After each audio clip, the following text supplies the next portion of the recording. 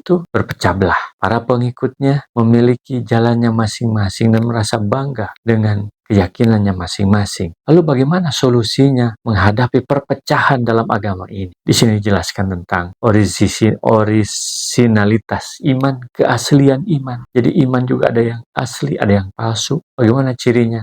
Iman yang ori itu, yang asli. Alhamdulillah.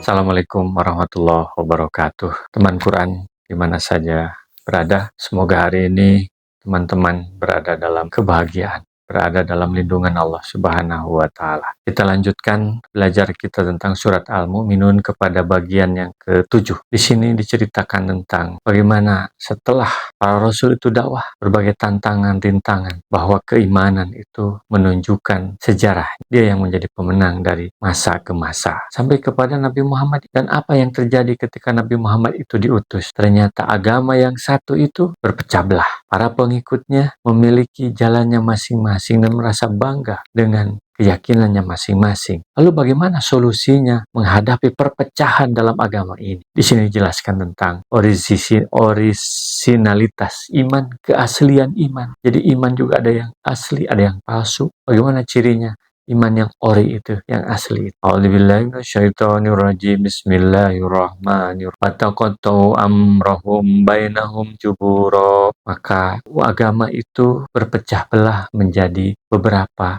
golongan. Kullu hizbin bima ladaihim farihun. Setiap golongan itu merasa bangga, merasa yang paling benar. Kenapa perpecahan itu terjadi? Karena di antara mereka ada yang mengikuti hawa nafsu, ada yang salah pandang tentang kehidupan, tentang orientasi hidup, juga tentang keimanan. Berpecah. Tapi meskipun banyak golongan, intinya hanya dua. Ada orang yang beriman, ada orang yang tidak beriman. Fadarhum fi ghamratihim tahin. Maka biarkanlah mereka dalam kesesatannya sampai suatu waktu tertentu. Jadi di antara mereka yang berpecah belah itu, mereka merasa bangga dengan golongannya. Mereka sebenarnya tersesat. Maka bagaimana menyikapi orang-orang yang sesat ini? Biarkanlah sampai pada waktu tertentu. Bahwa sebelumnya disebutkan agama itu sebenarnya satu, yaitu Islam. Tapi faktanya banyak orang yang membuat ijtihad sendiri, pemikiran sendiri, penafsiran sendiri tentang agama itu sendiri. Maka terjadilah perpecahan dalam agama. Maka kata Allah, biarkanlah mereka yang berpecah belah itu dalam kesesatannya sampai suatu waktu tertentu. Ini adalah salah satu sikap bagaimana menghadapi perpecahan itu. Petunjuk dari Allah Subhanahu wa Ta'ala. Ayasabuna annama numiduhum bihi minal mali wa bani. Apakah mereka mengira ketika mereka diberikan harta dan anak-anak? Ini adalah cara pandang bagaimana kemuliaan menurut mereka. Inilah yang membuat mereka berpecah belah itu. Kepentingan. Itu berhubungan dengan kekuasaan, jabatan, dan harta. Mereka mengira jabatan dan harta itu jadi standar kemuliaan. Menurut mereka, nusyari'ulahum fil khairat balla yash'urun. Mereka segera mendapatkan kebaikan. Tidak demikian. Sebenarnya mereka tidak mengetahui. Jadi mereka menganggap bahwa ketika mereka kaya, memiliki pengikut yang banyak, memiliki jabatan, kekuasaan, menjadi tokoh besar, itu adalah ukuran keridhaan Allah. Mereka menganggap itu adalah kebaikan. Menurut mereka kebaikan itu ketika harta banyak, ketika pengikut banyak, ketika punya kekuasaan. Dan sebenarnya mereka tidak tahu. Kenapa? Karena ketika hal itu yang menjadi ukuran akan terjadi rebutan. Akan semua orang memiliki kepentingan. Disitulah terjadinya perpecahan. Karena tujuannya hanya kepada itu, pada hawa nafsu, kepada dunia. Itu yang membuat mereka berpecah belah. Lalu sesungguhnya apa yang satu itu? Agama yang satu dari awal sampai sekarang itu, yang menyatukan itu apa sebenarnya? Yang seperti apa iman yang asli, yang ori itu? Kalau sebelumnya mungkin mereka mengaku beriman juga, mengaku paling benar juga, tapi keimanan mereka palsu. Innalladzina hum min khasyati rabbihim mushfiqun. Sesungguhnya orang-orang yang hati-hati dalam hidupnya karena takut kepada Tuhannya. Ini ciri yang pertama. Orisinalitas iman itu adalah selalu hati-hati dalam langkah, seperti berjalan di atas duri. Hati-hati jangan sampai dia melakukan kesalahan karena takut akan siksa dari Allah Subhanahu wa Ta'ala. Walladzina hum biayati rabbihim yu'min. Dan orang-orang yang beriman terhadap ayat-ayat Allah. Jadi yang ciri yang kedua adalah sebagai dasar daripada yang pertama tadi, dia selalu hati-hati karena takut kepada Allah. Kenapa? Dia mengenal Allah. Dari mana? Dari ayat-ayat, dari tanda-tandanya. Dia percaya kepada Allah. Dia yakin kepada Allah Subhanahu wa Ta'ala. Ketika dia mentafakuri dirinya, berjalan ke the journey of soul, ke dalam dirinya, dia meyakini bahwa dirinya adalah diciptakan oleh Allah. Langit dan bumi sebagai tanda bahwa itu adalah tanda-tanda adanya Allah di dunia dan akhirat. Itu ciri yang kedua. Yang iman asli itu adalah beriman kepada Allah, mengenal Allah, ma'rifatullah. Walladzina hum bi rabbihim la yusyrikun, dan orang-orang yang tidak menyekutukan Tuhan mereka. Jadi mereka la ilaha illallah, hanya menyembah kepada Allah. Karena tiada Tuhan yang berhak disembah selain daripada Allah yang menciptakan seluruh alam semesta ini. Jadi dia tidak mengikuti kepada hawa nafsu, tidak mengikuti kepada tokoh-tokoh yang tidak beriman kepada. Dia fokus beribadah hanya kepada Allah Subhanahu wa Ta'ala. Ini ciri yang ketiga, ciri orang yang imannya asli. Dia ikhlas, tulus melakukan sesuatu itu suci hati karena Allah Subhanahu wa Ta'ala. Tidak ada tidak ada harapan selain daripada keriduan Allah. Walladzina yu'tuna ma ataw wa qulubuhum wazillatun, dan mereka yang memberikan apa yang diberikan itu dan hatinya merasa takut, dia bergetar hatinya. Wazilat, bergetar hatinya. Jadi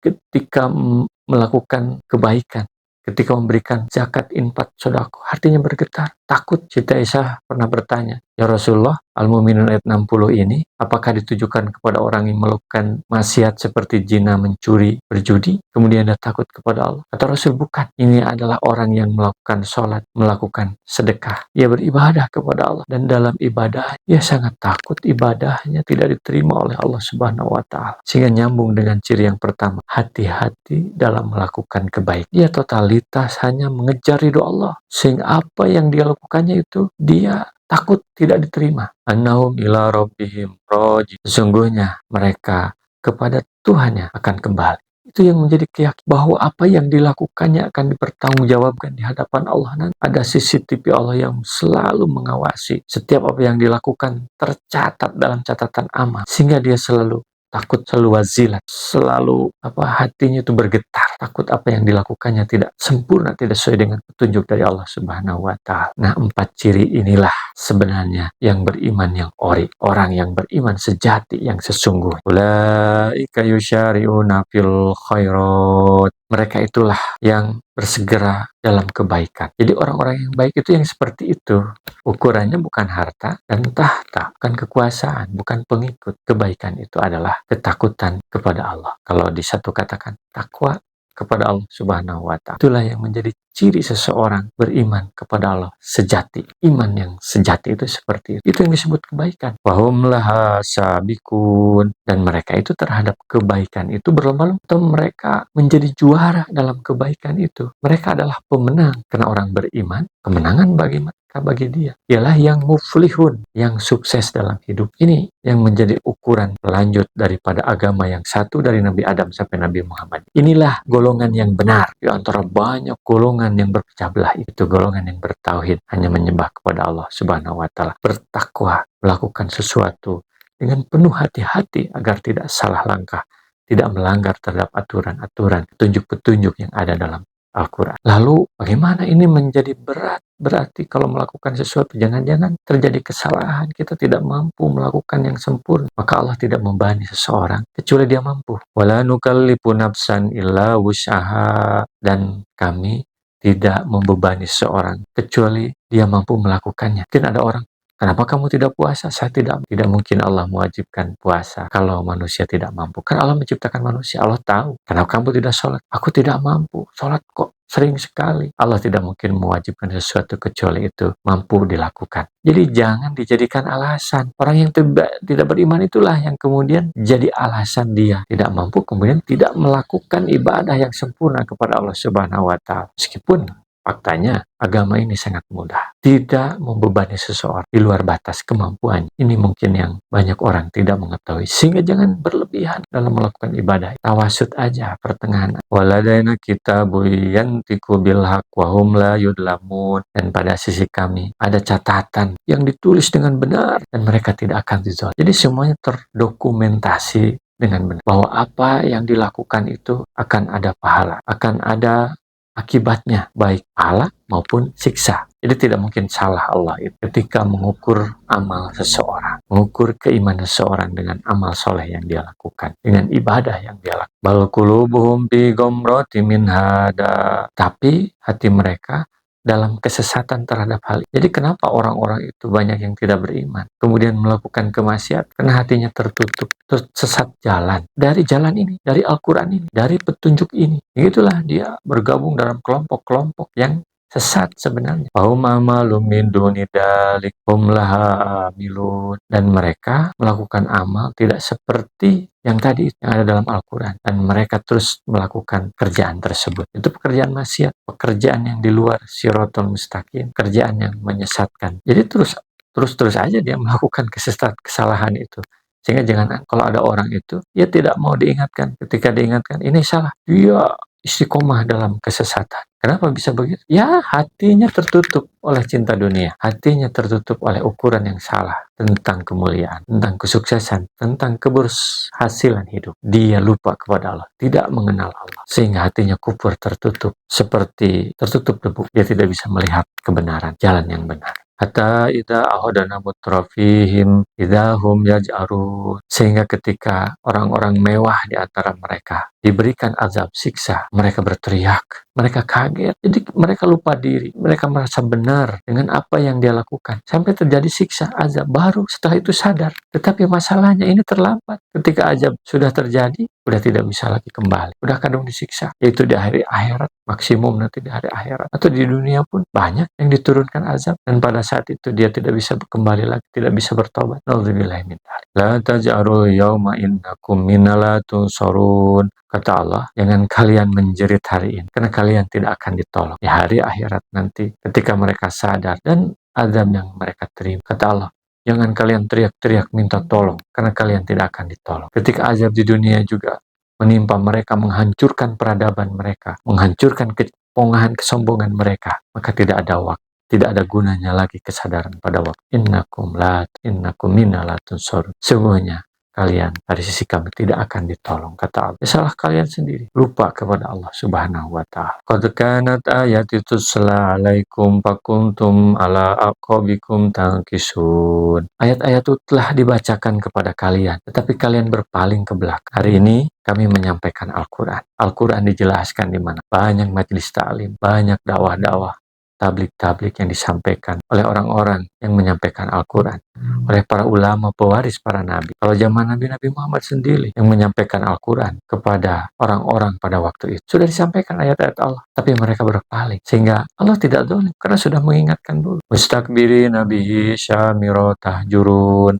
Mereka sombong terhadap Al-Quran itu, dan mereka begadang ngobrol di malam hari untuk menjelekan terhadap Al-Quran. Itulah yang menyebabkan mereka layak mendapatkan azab atau siksa dari Allah Subhanahu wa ta'ala. Apa pelajaran yang bisa ambil dari segmen ini? Di antaranya adalah yang pertama, bahwa sebenarnya umat manusia itu agamanya hanya satu, yaitu Islam. Yang benar itu dari awal sampai sekarang hanya satu, yaitu orang yang bertauhid kepada Allah, yang bertakwa kepada Allah Subhanahu wa ta'ala, yang selalu berhati-hati dalam amalnya itu, khusyuk, takut tidak diterima oleh Allah Subhanahu wa ta'ala. Yang kedua, kenapa orang itu banyak perpecahan, kemudian mereka merasa benar dengan apa yang mereka yakini? Karena ukuran kebenaran mereka adalah harta dan tahta. Cinta dunia yang membuat mereka lupa diri, tertutup dari jalan kebenaran. Yang ketiga, jangan menunggu azab dari Allah Subhanahu wa ta'ala. Sekali lagi, bahwa orang yang tidak beriman itu akan mendapat siksa dari Allah Subhanahu wa ta'ala, baik di dunia maupun di akhirat. Dan kemenangan itu hanya bagi orang yang beriman, karena dia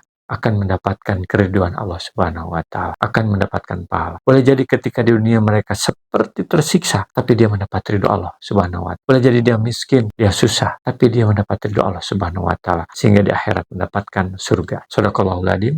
Assalamualaikum warahmatullahi wabarakatuh. Rasulullah SAW bersabda, baligu anni walau ayatan, sampaikan dariku meskipun satu ayat. Mari kita sebarkan jalan kebahagiaan dengan like, share, dan subscribe channel ini.